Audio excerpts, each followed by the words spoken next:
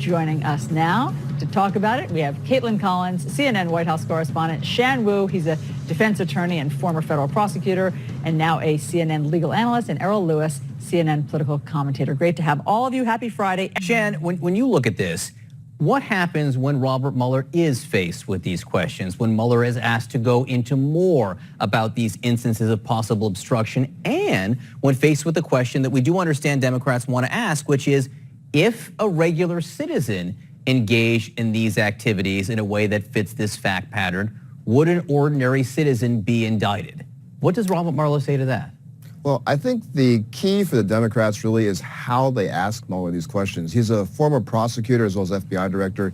He's comfortable with direct exam-style questions. That's where they will elicit what they need from him. They really need like an audiobook performance from him. They want to ask what, who, where, and how. If they try and hit him with a lot of direct, leading, cross-exam type questions, they're going to run into a stone wall with that. So to get those answers, they need to refer him back to what he's already written in his report, have him draw those points out. The Republicans are going to have to hit him with cross-exam questions because they want to score points. That's going to be a very tough road for them to go. There is another legal issue this morning, and it has to do with Michael Cohen. And it has to do with the search warrants and the information that came out yesterday from the SDNY about their case against him, and the fact that they will likely not pursue charges against anyone else having to do with the hush money payments to Stormy Daniels and Karen McDougal.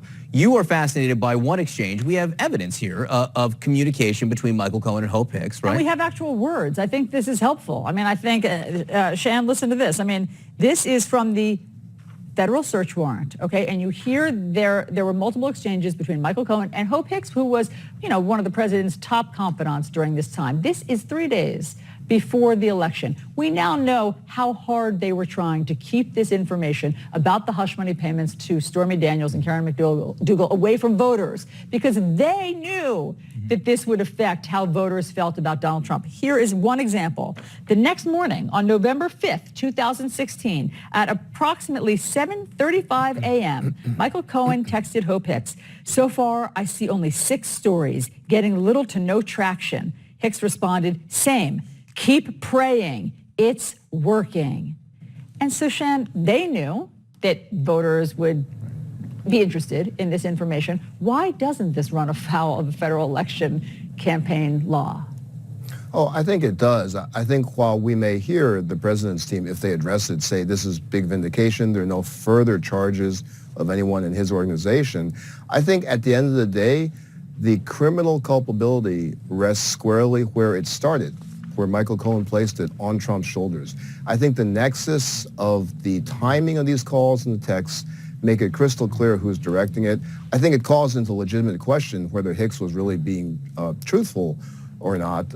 But that defense is tried and true. I don't recall, a little bit confused in the dates, so probably not enough to charge her, but certainly calls into question whether she was testifying truthfully about not recollecting certain details. And the House Judiciary Committee wants her back. They want her to answer new questions about her testimony to them. We'll find out if she's telling the truth.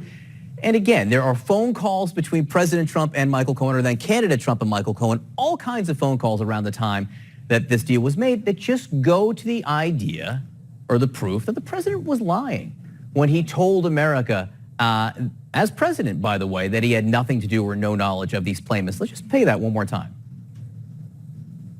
President, did you know about the $130,000 payment to Stormy Daniels? No. Why did Michael Cohen make this if there was no truth to allegations? Well, you have to ask Michael Cohen. Michael's an attorney, and you'll have to ask Michael Cohen. Do you know where he got the money to make that payment? I don't know. No. He did know, Errol. All the evidence is he knew. There's all these phone calls. There are the checks. There's Michael Cohen's testimony. The evidence says the president was lying to the American people. Very quickly, we just have to end on what a crazy and historic week it has been, starting with the racist tweet from President Trump, working itself up to a crescendo of anti-American chants at his political rally from the crowd of "Send her back," about 4 Americans, obviously congresswomen of color. And I guess that the most interesting part of all of this is just how many Republicans behind the scenes, we now know, from Vice President Mike Pence allegedly to Ivanka Trump to members of Congress were quite uncomfortable and somehow got President Trump to attempt to backtrack or claim that he's disavowing this. Yeah, because they realized the controversy that was coming out of seeing that chant where the president did not encourage the chant to stop happening as he claimed later in the Oval Office.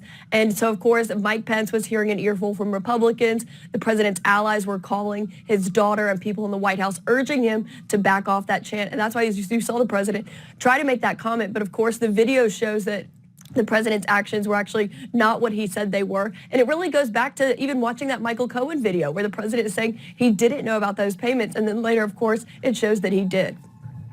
I appreciate you saying, by the way, attempt to distance himself or attempt to disavow, because it's not. I mean, we have the video. I mean, the video tells the story. Everybody can see it with their own eyes. It is what it is. Errol Lewis, Shan Wu, Caitlin Collins, thank you very much. Okay, the law.